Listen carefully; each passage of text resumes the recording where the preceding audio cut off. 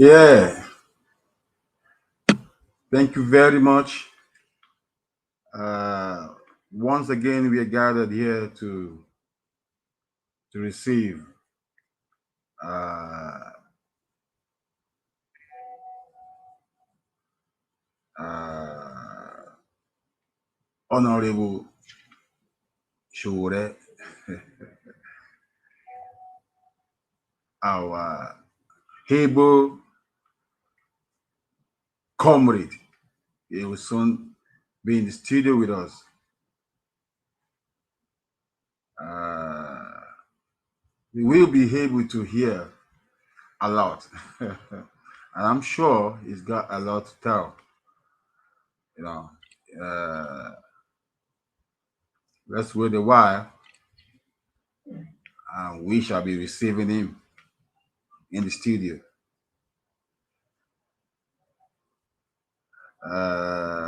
For those of us that are already joining the studio, I beg we wait a bit. He will be with us in just 5 minutes, and we can have the opportunity to ask him our questions and speak with Comrade Omoyele Sowore, uh, the aspirant. Uh, do I say for the next 2023 presidential election in Nigeria? An activist, a comrade who, one way or the other, has been able to prove uh, how important he is in Nigeria today. Uh, he will soon join us, and we expect to hear a lot from Comrade Sowore.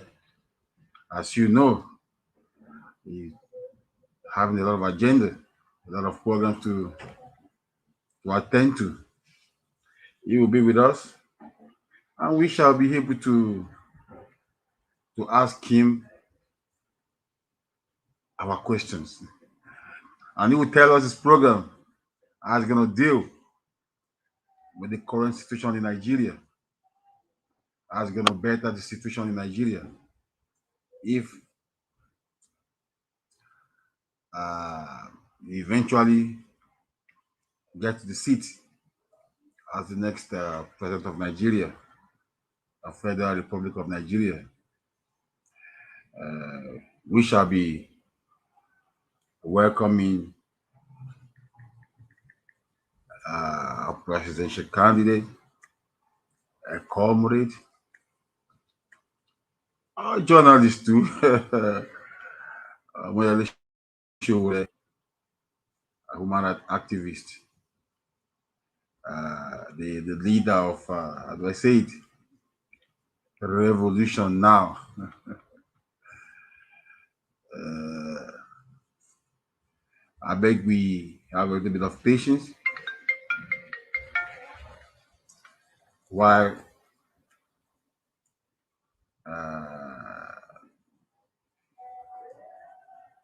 Omoyele Sowore joins up.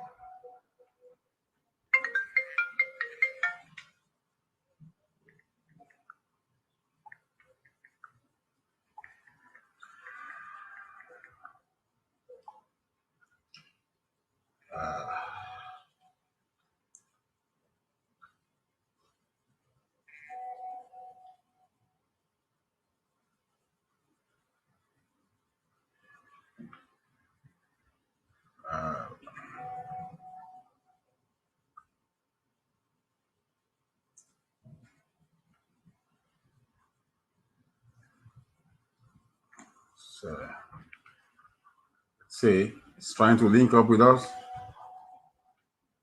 I think the network is a little bit uh,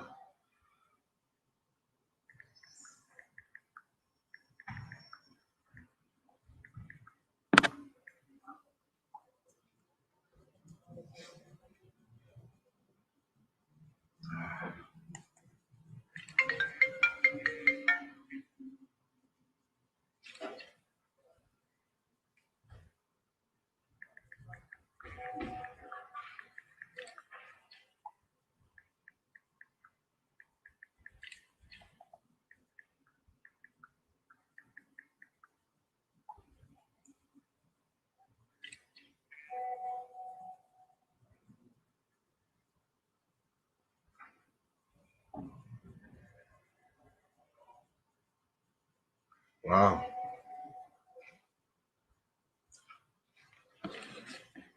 That's is our patience for him is still joining up in the system there. All right. Thank you very much.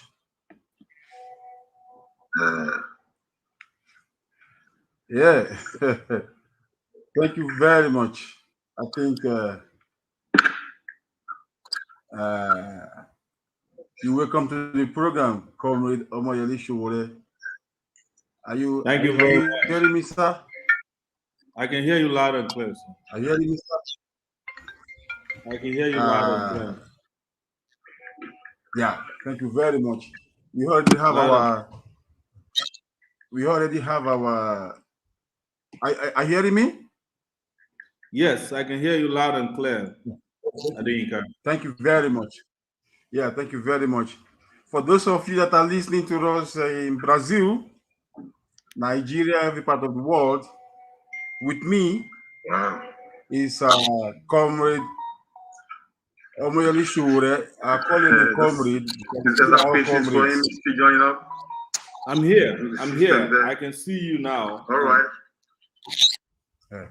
We are calling a comrade. We are all comrades. And this is the second time he's speaking with us in Brazil. And I think we shall have the opportunity to ask him our questions too. You're welcome to this program, Comrade Omoyele Sowore. I will, before I start asking you any questions, sir, I would like you to please say hello to Brazil. Are you hearing me, sir? Well, the network is bad again. Oh, wow. Wow. I mean,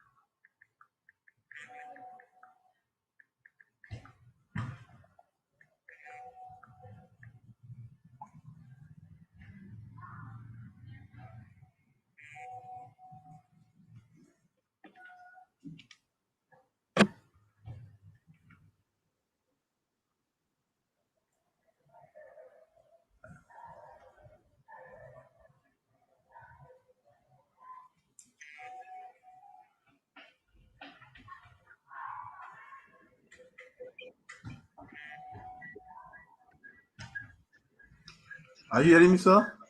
The network is bad. I can hear you loud and clear. I'm not seeing you, sir. I can see you. I can hear you. It's dark there. It's dark. We're not seeing you. The Which they audience, we're do not seeing once you, in a sir. while.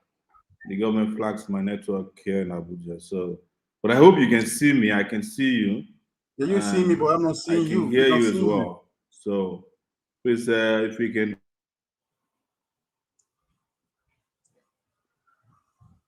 We, we're not seeing you, sir.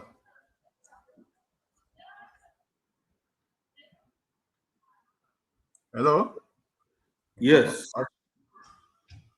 Can you? It's about that there. We're not My seeing you. We're not. um Do you my want to go network out and come in is again? flagged. It's been flagged, I suspect. So, but let me change.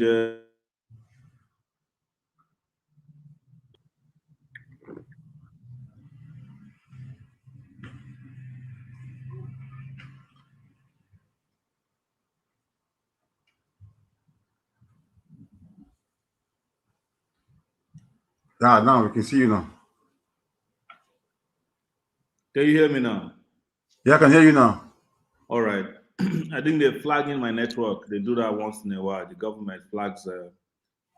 Oh,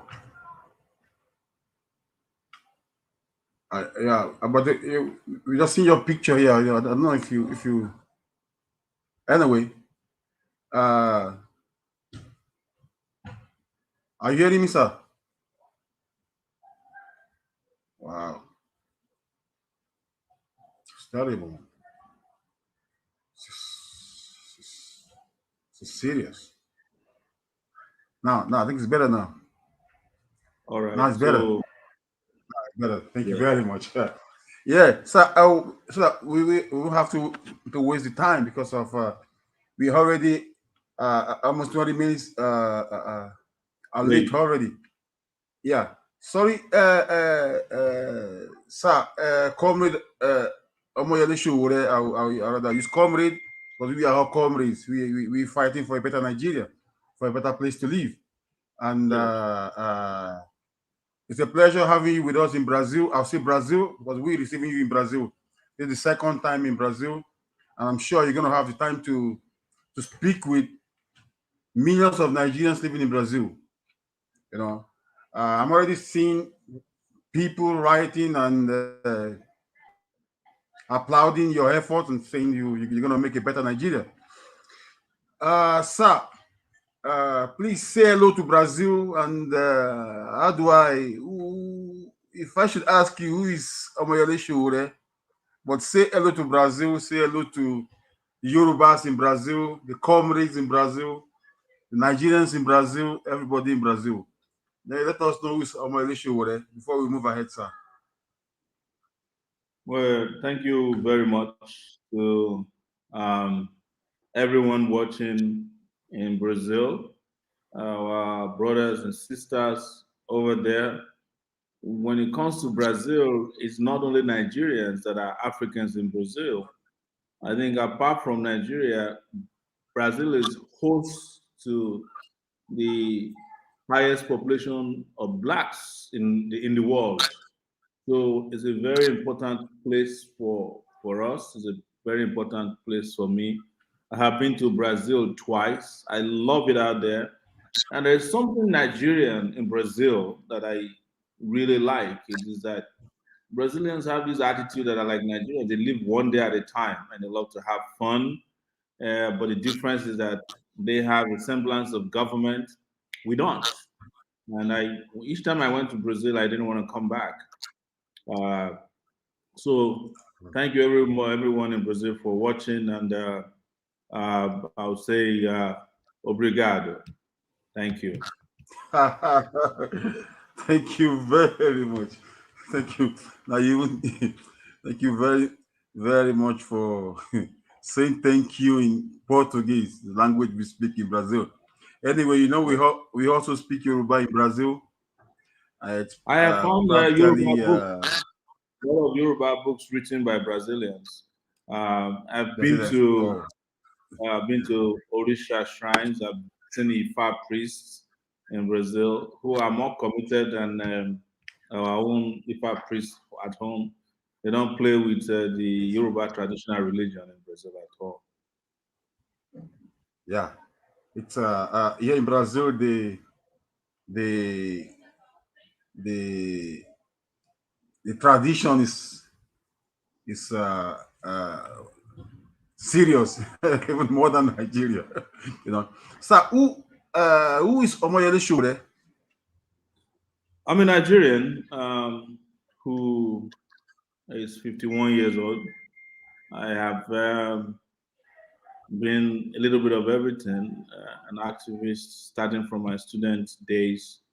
I've been a publisher, writer, publishing on the internet. I have done a little bit of work as a university lecturer for almost 8 years in the US. And right now, I'm a presidential aspirant, uh, planning and working hard to take Nigeria uh, back in 2023. So, my preoccupation right now, my career, my profession is how to save Nigeria.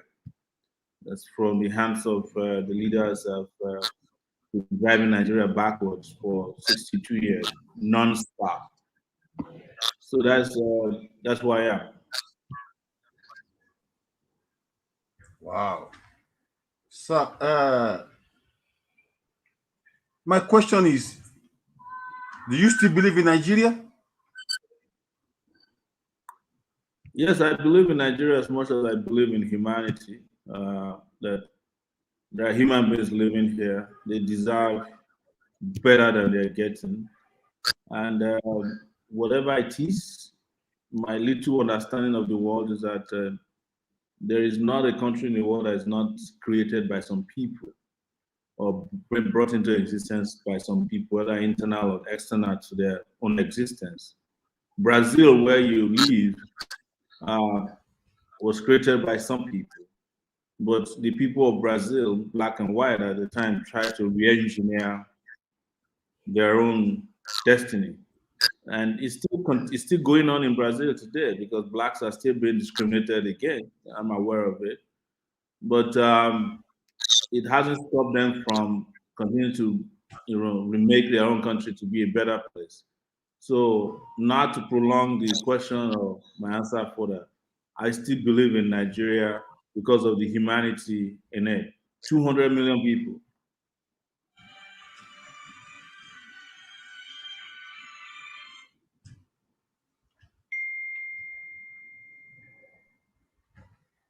So that's my answer. Yeah. Uh, that's that's a good one, sir. So you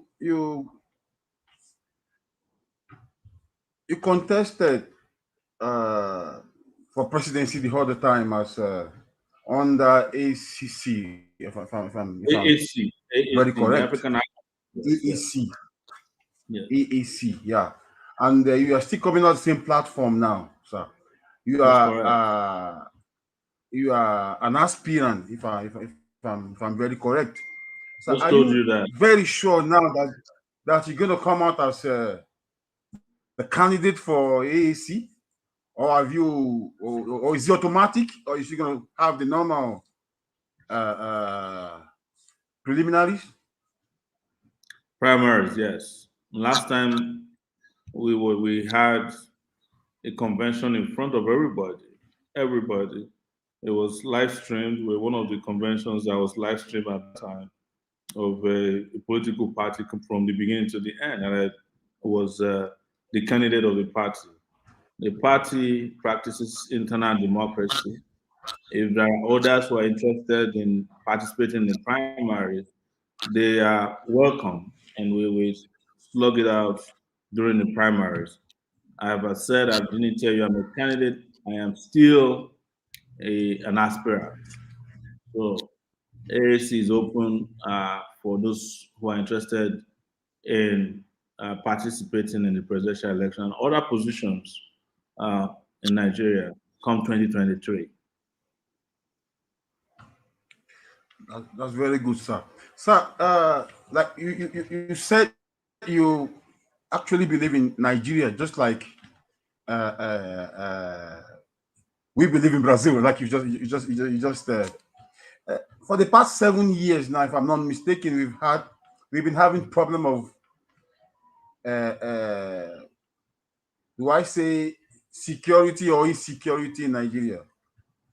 Uh, we've been going through a very serious Nigeria. That is a very serious Nigeria. A Nigeria of no hope. Uh, Now we've been looking, you know, we've been dangling, rather put that way, between PDP, APC, PDP, APC. Now you're coming with a new party.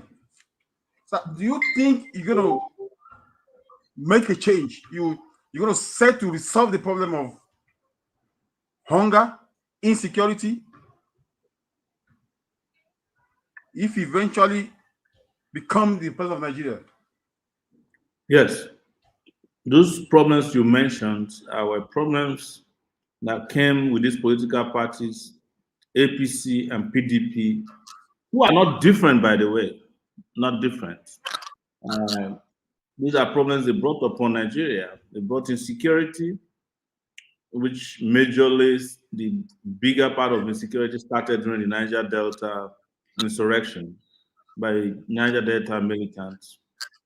And after that, in 2009, the PDP, led by, I think it was under the Yaradua cabal, so uh, went shot and killed the leader of Boko Haram, largely then a peaceful organization that led to what you now have as a full-blown terrorism and banditry. So these parties, in addition to insecurity, they brought hunger, unemployment. The unemployment rate in Nigeria at this point is 19%. No, it's more than 15. Uh, they brought darkness. The PDP spent $16 billion to bring about darkness in Nigeria. They have added problem of a lot of children who are out of school. About 60 million of them is what they have now. They have destroyed the value of the Nigerian currency, naira. Uh, in addition to that, they have brought mass starvation and poverty to our people. And these two parties, like I said, are not different. Um, about 2 weeks ago, when the APC had its convention, it was the members of the PDP that became their officials who officially were elected, the former members of PDP. And in Nigeria, you can go to sleep as a member of APC and wake up as a member of PDP. It is that bad. No principles, no ideology. So we are asking the Nigerian people to look elsewhere because these parties have failed and they can never bring about progress or development or prosperity to Nigeria and Nigerians. I was using an analogy, which was a true story a few weeks ago. But As sir, a do you mean party labor, or the individual in the party? Do you mean are you saying the party? Are you saying the referring to, party or referring to the, I'm referring to the parties because parties are made up of individuals. So all of them and you mean in this in PDP APC you can't find not even a good person? well, I assume that you've been doing this for a long time. Tell me one good person in any of those two parties. Tell me one. Wow. Yes. Wow. You can't. No, Yes. Yes. None. We can't. If there was any good one, you would even have gladly and proudly produced and show me one. None. These guys have been immersed in corruption and the looting of the Nigerian treasury. They are not different. Whether you find them in the House of Assembly in the states, as local government chairmen, as members of Federal House of Representatives, as members of the Senate, as governors of the various states. Tell me one that's constructing roads, paying salaries, built hospitals, helped kids who are out of school. These guys are a bunch of selfish human beings who are only interested in helping themselves with their state treasure. They're just there sharing the national cake. And that is why Nigeria is where it is today. So, as I said, I don't need to go too far. When you want to check the performances of these parties, go and look at Nigeria today. Even you that's in Brazil, I'm sure you don't want to come to Nigeria anytime soon because you'll probably be too afraid to come home. Your children are not planning to come here for vacation or even visitation, even if it is going to be 2 days if they are born outside of the country. Our children or the children of the rich won't go to Nigerian universities. They have been closed down now for 51 days, public universities, over disagreements on how the university should be funded and lecturers should be well paid, right? As I'm talking to you, you have electricity we don't have. I'm using a generator to power my laptop, my phone, to be able to talk to you. That is what most households are doing in Nigeria, because Nigeria is barely generating 1,500 megawatts of electricity. Are you getting me? And just before I came on this show, the national grid has just collapsed again. That will be third time in 1 month that has collapsed. So what are we talking about? Somebody just asked, and I'll take that question. That will you amend the current constitution and implement true federalism? Yes, not only will I amend the constitution, we are making another constitution that will be made by the people. The current Nigerian constitution is a fraudulent document handed over to Nigerians in 1999. It was made by the military, for the military, not for the Nigerian people. Nigerians must see Nigeria during my tenure as a new Nigeria. It must be as if we are exiting apartheid and we want to enter into a new era. So the constitution that will define our engagement, interaction, and relationships at all levels of government must be brand new and must have the contributions of all the federating units and pressure groups, and it must undergo a referendum to be called the constitution. We don't have that right now. So, and all this good school stuff, restructuring state police, control of resources can be handled in such a constitution, and including something as simple as where you get your driver's license from. Is it the state, local government, or the federal? So these are things that the new constitution will address. So that's what I have to tell you regarding the political parties and the future of Nigeria as a federation. So, but have you held any political position before? Have you? Don't you think you need to pass through the normal before getting there? Do you think you're gonna find it easy? I have never asked for, partaken, or sought political position before because I didn't want to undergo the training as a thief that you undergo when you go through the political process. All these incompetent, corrupt individuals in Nigeria are the people who underwent political training. And this is what they have done to Nigeria. They are very experienced in stealing, looting, assassination. They are experienced in using human beings as for ritual purposes, you know, uh, flipping contracts, and all kinds of fraudulent activities. That is what the people who went through political training are involved in. You don't need to be a political person. You don't need to be a partisan hack to fix a country. It is not that difficult. It's not rocket science. That is why I'm coming on a revolutionary platform, because everything in Nigeria needs to change right now. And there's no need to pretend about it because we've reached the tip, we've reached the cliff. Any movement in any direction organized by these people, we are going to fall over the cliff, and that will be the end of Nigeria as we know it. But if we can be wise enough, understanding enough, and courageous enough to take a bold step and move away from this uh, speed towards perdition, we will be all be better for it, and you and I will be proud of our country. So there's no need to keep asking people, have you had political experience? The thing they call political experience here is despicable conduct. of terrible characters who loot, kill, and destroy. So, you see, as we are talking, questions are rolling in.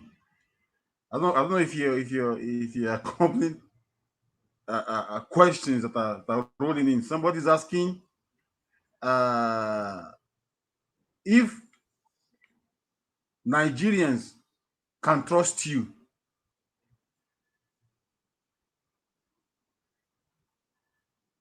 Can Was that a Nigerians question? trust you if you get there? Yes. Well, to be able to answer that question adequately, you have to look at my pedigree. You have to read up about me. I started as a political activist when I was quite young, when I was uh, about, I would say, when I first got the national exposure was when I was 18 years old, when I became a freshman at the University of Lagos. So I was part of the team of young, old, middle class people, professionals that fought consistently for democracy. You understand? Democracy. And democracy came in 1999. I left the country, right? So after I left the country, I went to study. After I finished studying, I started a watchdog platform known as Sahara Reporters. Nobody doesn't know that it was a global platform. It is still a global platform today, well recognized across the world. So, what I'm trying to tell you is that just look at my background. You don't have to go too far before you understand who I am. And in looking at my background, you understand that I'm not the kind of person that will sell people out because I spent my entire life defending the poor, the deprived, uh, those who have been cheated, and have suffered for it. You know, before I left Nigeria in 1999, I was detained 8 different times in different detention centers, including when I went to do my NYC. I spent 20 years abroad, came back in 2018, 2017, 2018. In 2019, I was rearrested and detained again. I have since then been shot at. I've had my nose broken through torture. My younger brother was killed. And in the course of doing all these things, these are recent developments. They reached out to me that they want me to compromise myself. I refused, even though I was in detention. This happened at the DSS headquarters. So what do I need to tell you? I don't do deals. You can trust me. You can close your eyes if you have me as your president to defend your interests. That's what I do, and that's what I've always done my entire life. So, another very important a question is, I'll be a bit blunt. Have you ever received bribe? Have you ever been bribed, or have you ever given bribe in Nigeria? No, I've never received bribe and I've never given bribe in Nigeria and outside of Nigeria.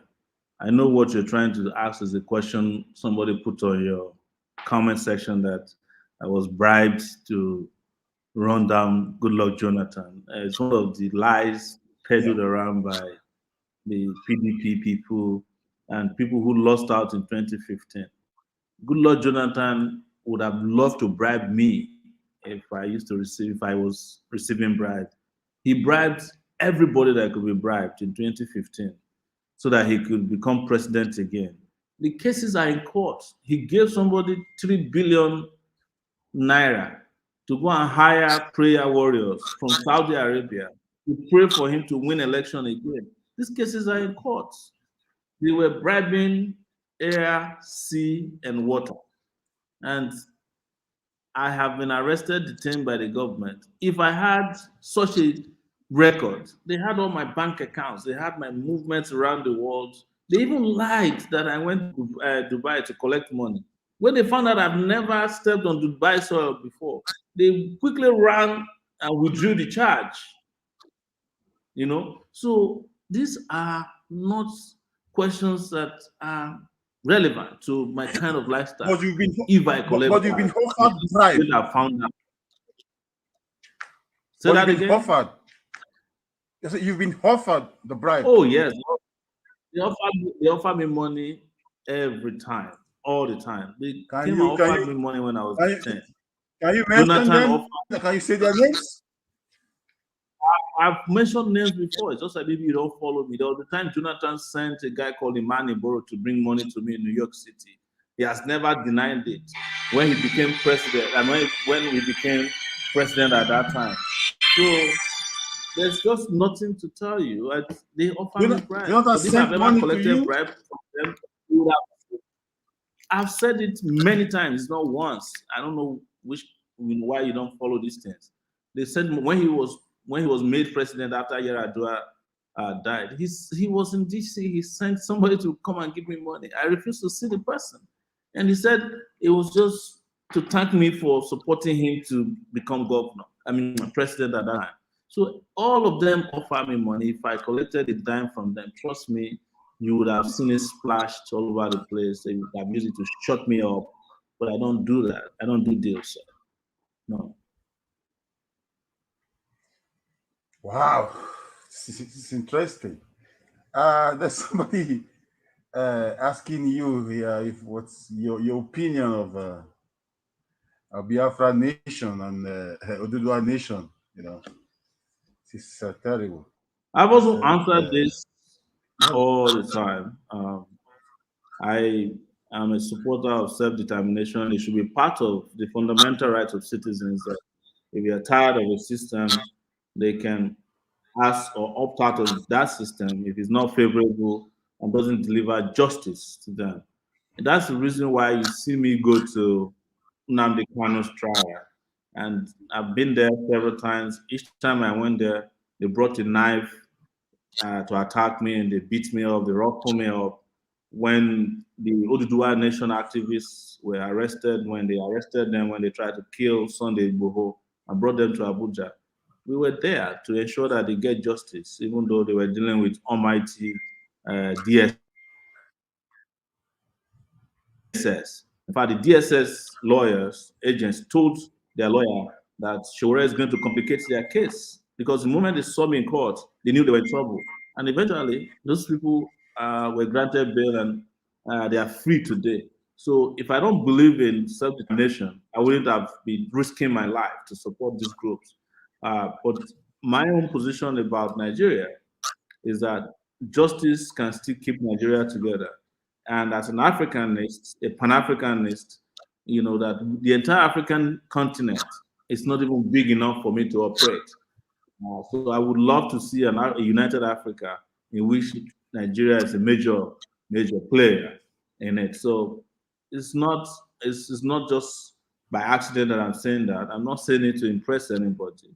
That breaking up Nigeria will not solve Nigeria's problem of poverty, insecurity, because when you break up, you still have to deal with some of the elements who ruined the bigger or larger Nigeria. So let's deal with them first before you even contemplate breaking up Nigeria. And I'm sure that if Nigeria were to be well governed today, a lot of Nigerians would love to be in Nigeria, remain in Nigeria. You are in Brazil now. You're not a Brazilian, but you probably love it there because there's measure of justice and good governance in the place. I was in Brazil in 2002, and this is 2002. That's about 20 years now. I went for the World Social Forum, and I entered a public bus, and I discovered that anytime from 4 p.m. This was in Porto Alegre.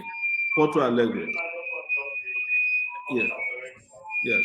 Anytime, yes, anytime that students come out of school and they enter these buses, they have television that is teaching students on their way to the house. They have like you know television based education inside buses.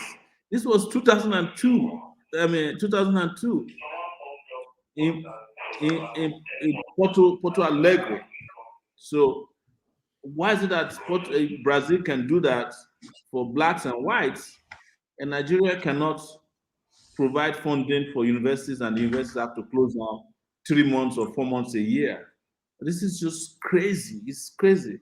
And we should not be at the point where we are arguing about these mundane things, honestly.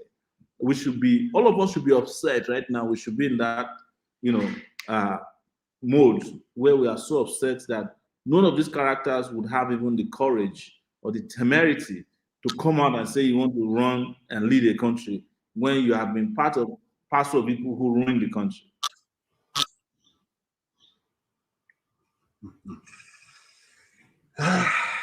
So, comparing Brazil and Nigeria, I think if we should start that now, we're not gonna finish. Because I came I here know we won't several finish, years but back, let and me tell you something. Let me tell you something.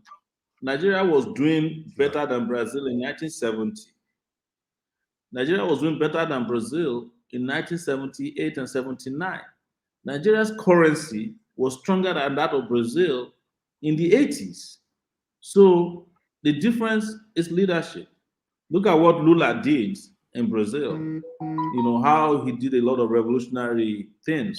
Of course, I heard he was also involved in corruption, but I don't know how much of that is, No, conspiracy. that has not been proven. That has not Yes. been So proven. that's not even my issue. He was That's jailed, not even my issue. That's and not my issue. he's been absolved, Yeah, no, don't worry, don't worry. That's not even my issue. absolved, I'm and telling still you, and coming back. Yeah. I'm just telling you how Brazil was changed over a period of time that he was in power. And this, again, was a labor leader, an activist uh, of several years practicing activism in Brazil. So, but point is, leadership matters a lot. Without the right leaders, if you like, you can break Nigeria into every ethnic group, 250 countries. You still won't get it right. So, you contested, I rather say, against Buhari the other time, and which Buhari emerged uh, as a winner. Soon after that, you launched Revolution Now. Yes. Uh, Sir, how would you explain? You know, I mean, I know you get what I'm trying to ask you. But you lost the election, then you came up with Revolution Now. Was it because you lost, the election was not favorable, or you did that because you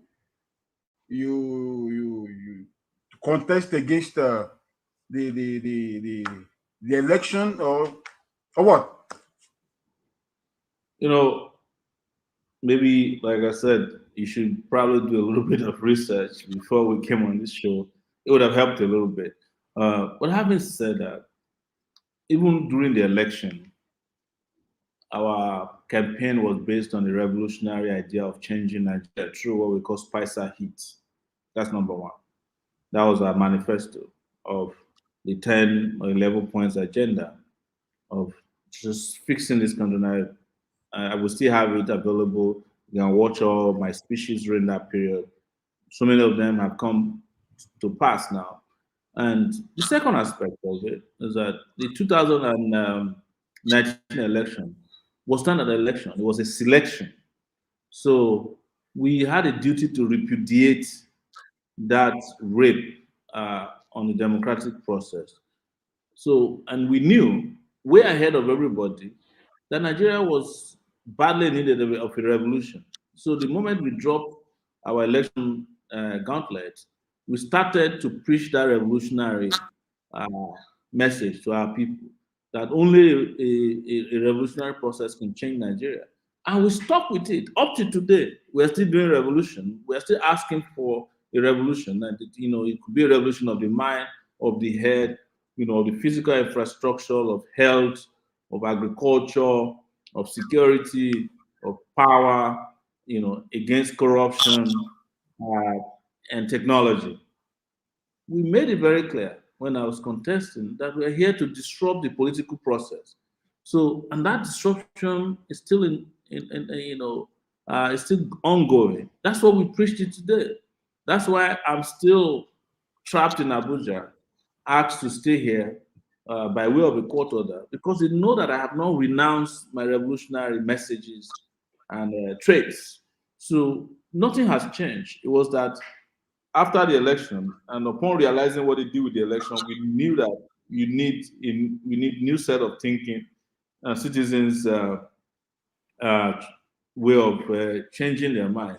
And part of that, don't forget this, part of that was what led to NSAS. Part of that was what led to NSAS. So the point to be made is that we want to see this country change forever, and we want it to change not at a pace that is in the interest of the people who ruined it, but at a pace faster than what they can even envisage. So that's my position, and nothing has changed. But just to be clear, we didn't call for a revolution because we lost election. I've been calling for a revolution uh, since my university days. You just need to go back and watch. Yeah, yeah, I know. Some, I was lucky to be of that time too. I was in Ife during the Mayegun when Mayegun was the. Well, I don't know if yes, you. President of Dance, National Association of Then I was Nigeria. in Ife. Nance, yeah, I was in Ife then. So I was practically of St. Peter. Yeah, we were all comrades. Baba show, Angela show it on, and Yes, it's still very much around and progressive. yeah, yeah, yeah. So we had a nice time there actually. So now let's go down into the real thing. Uh, we have a very big problem in Nigeria: electricity. How do we intend to solve that if you get there? It's a big You know, problem, a very big one. I'm hearing that you say electricity is every problem in the hands of an incompetent person is a big problem. So if you like, huh, let it be that your trouser is torn and you give a needle to Buhari to fix it. It's a big problem because he doesn't know what he's doing. They don't understand the problems. They don't have solutions to them. As I'm speaking with you now, from what I heard, Buhari has moved to London again for another 20 days for medical treatment. And he just came back maybe a month ago or so. So Oh, every very good. problem, big problem in Nigeria. Insecurity is a big problem. Power is a big problem. Infrastructure is a big problem. Amechi just declared today to be president of Nigeria as well. And I commented on my Facebook page that you are the guy who went and brought all these locomotives from China that is faster, that is, sometimes slower than snail, such that every bandit can catch up with the train. Do you know that sometimes, I've never heard, it's not that sometimes, I've never really heard that terrorists can derail a moving train in this modern day because the rails are supposed to have sensors. There's supposed to be cameras everywhere watching how the rail is moving on. And if the rails are super fast, anyways, how can somebody relay a train? So that's just that part. Health is a big problem. Agriculture is a big problem. Employment is a big problem. The naira is a big problem. So in the hands of a competent set of people, every problem is huge. So but you're asking about electricity.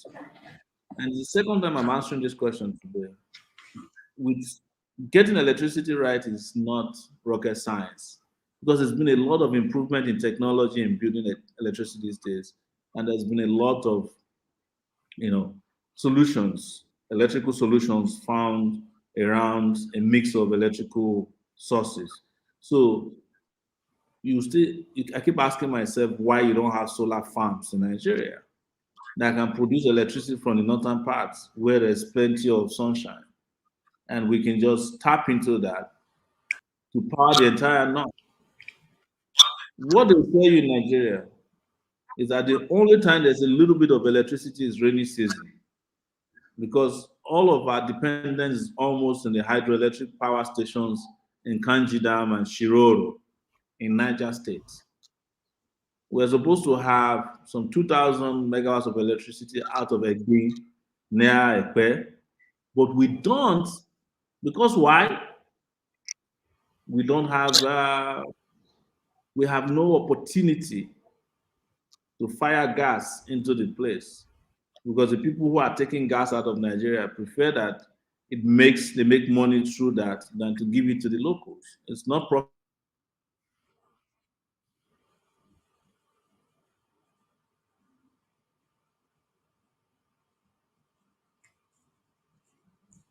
Oh, the network is bad again. So Okay. it's usually typically surprising to me that we're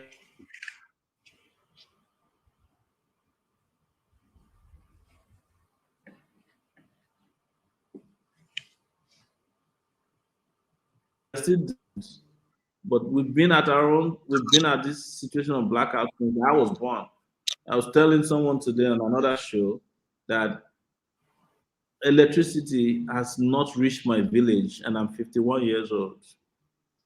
And my village Wow. is just maybe some 20 kilometers from Ore in Ondo State. We have not had electricity since I was born. Still not, we still use jet. But they have the infrastructure. In fact, they have two power lines entering my village.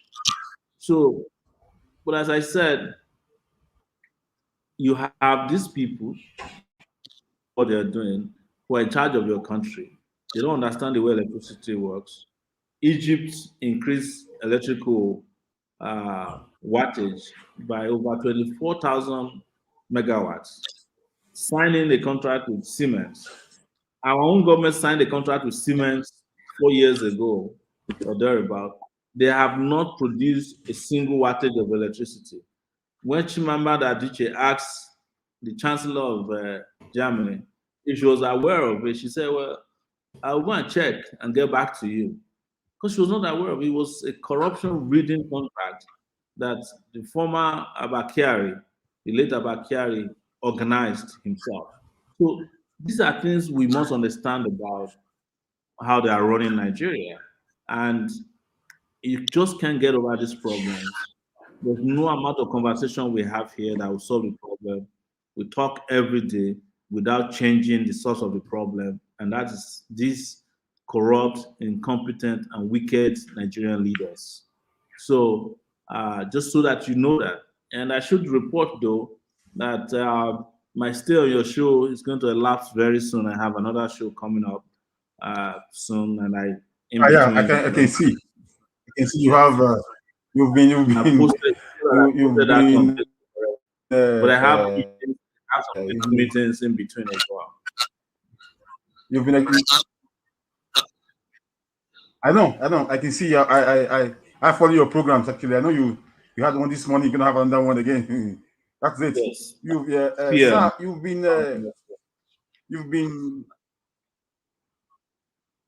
Are you hearing me? Good, good, good. I'm hearing you Yeah, loud and I clear. know we can. Some are even asking to call in to. Yeah, okay. Some are even asking You to always call have in me come back to your show. There's no problem. I wish we to see started on everything. time. Yeah. Uh, yeah, but this time we started late. I think we're still gonna make another provision. But you Yes. still have to speak with us even in Yoruba. We don't even know if we don't even know if you're a Yoruba man, because recently you've been with the Igbo red cap and you know you are No, Nigerian and like here I, in Brazil we I don't I don't play the ethnicity game. Honestly, I don't. I'm a human being, and that's what I tell people. And I hate injustice, whether it is done to Igbo, Yoruba, or Efik or Ibibio, whether it's done to a Brazilian or it's done to uh, an Ukrainian or a Russian or a Palestinian. I don't care. I just believe in justice. Justice is my religion. And so, but the truth is that I'm a Yoruba person because my great grandfathers came all the way from Elisha, passed through Jebu, and they went to live and settle down in Ondo State. So that turned me, their location then led us to become part of what is now known as Ijo Apoy in Ondo State because they lived there for long, that they intermarried, and our location, geolocation, is referred to as Ijo, and it's Niger Delta part of Nigeria. But I don't speak a word of Ijo. I speak Yoruba, but I cannot tell you that my Yoruba is that's good. Even though I'll be having a Yoruba program next Saturday uh, with an Osun State radio station. So it's a struggle because, and we should be ashamed of it, that we don't speak our own language fluently as we should and don't reason the way we should reason culturally. There's nothing to be proud of to say that, oh, I speak English better than I speak Yoruba. It's rubbish. So, but just so that I will satisfy your request for my Yoruba, Yeah, my just one. Yoruba Yorubaness. So ask your Yoruba question. I will answer it and we can call it a day.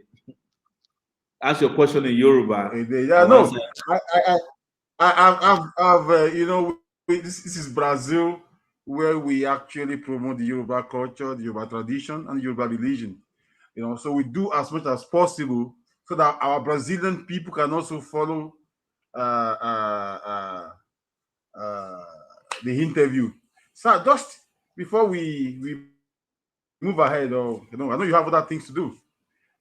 Please Yes. just define. I'm going to mention three Nigerians. Please define them. Buhari, Oh man. Jagaban, Yes. Atiku. You know, every country Just has a define present. them. Just Yeah. define them.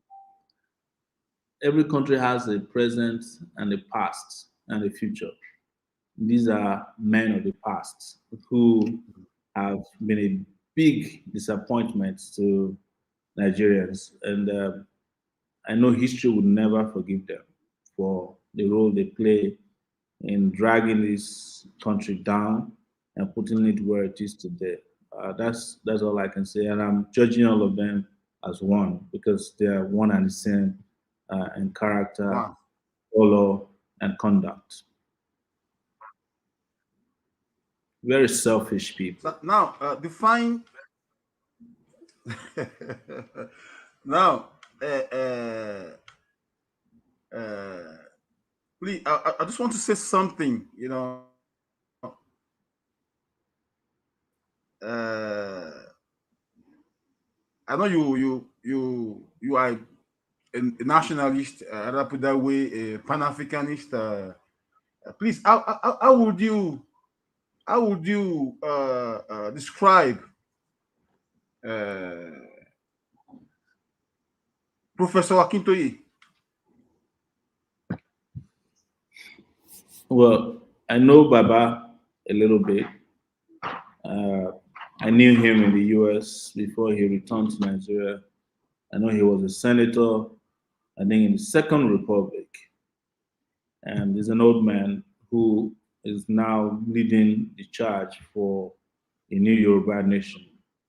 And I respect his position on issues, but we are not that close. In fact, I will disclose this on your show. When my brother was killed, he called me and he said one of the worst things to me that everybody could have said to somebody who lost his brother. He said, "Ṣebí o ti rí nsìn, wọ́n ṣáà ti pa àbúrò ẹ̀, ṣojú ẹ̀ á mọ́." And I said, "Why is Baba talking like this?" That was very inhuman what he said to me, and I can never forget. But that does not make me not respect his position in a matter of where he believes that the Yoruba nation should go. But I don't think he should have said that to me fresh when my brother was killed. That ṣebí o ti rí nísìnyí, ojú ẹ̀ ti mọ́ pé wọ́n ti pa àbúrò ẹ̀, because people get killed everywhere. Yorubas kill Yoruba, Hausas kill Yoruba, some Yorubas kill Hausas, Fulanis kill people. All of it boils down to leadership. I wanted to tell him that, Baba, you shouldn't have said this, but it's very despicable that you have to choose these days. But I think it is because of what has been going on in their mind that they felt that they can define for me how to fight my own struggles. But I'm also fairly old enough to determine for myself what is best for me in terms of the struggles that I undertake in life. So you've heard more than you asked now. So Thank you very much.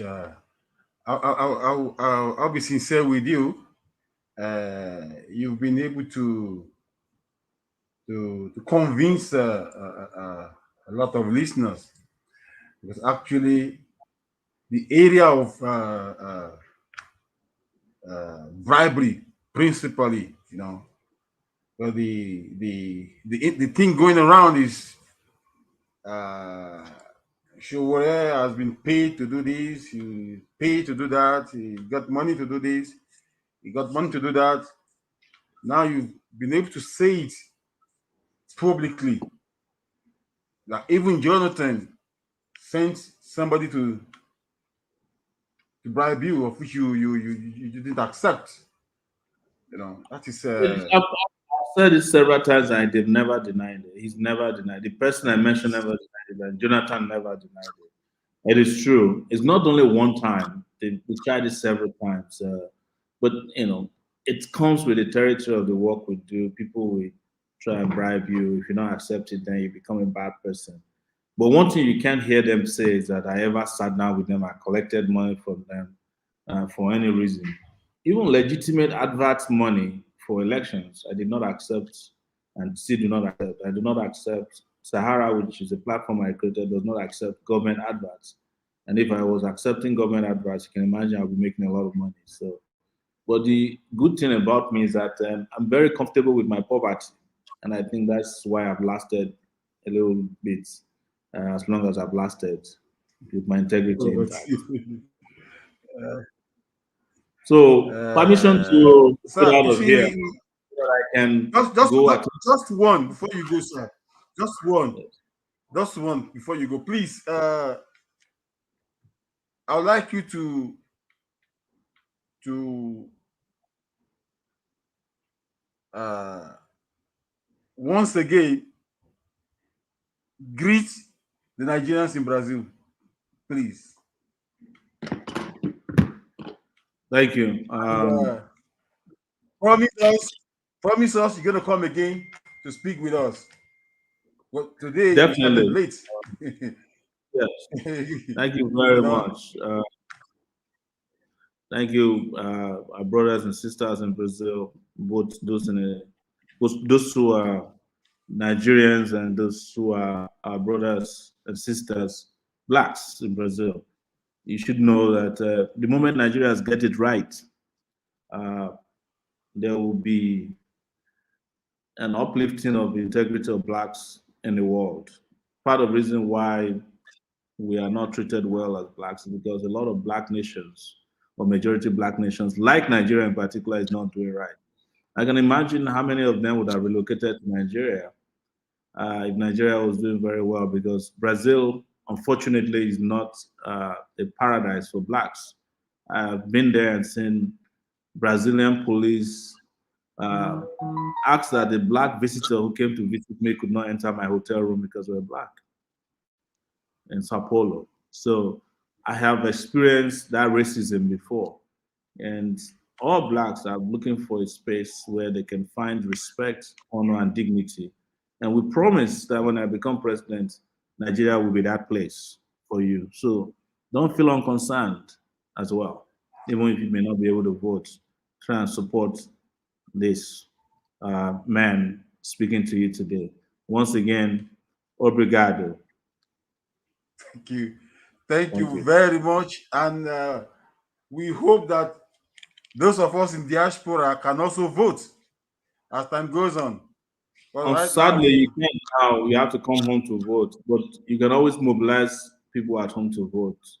If you work hard on them, they will listen to you. they will. Thank you very much, Comrade Sowore.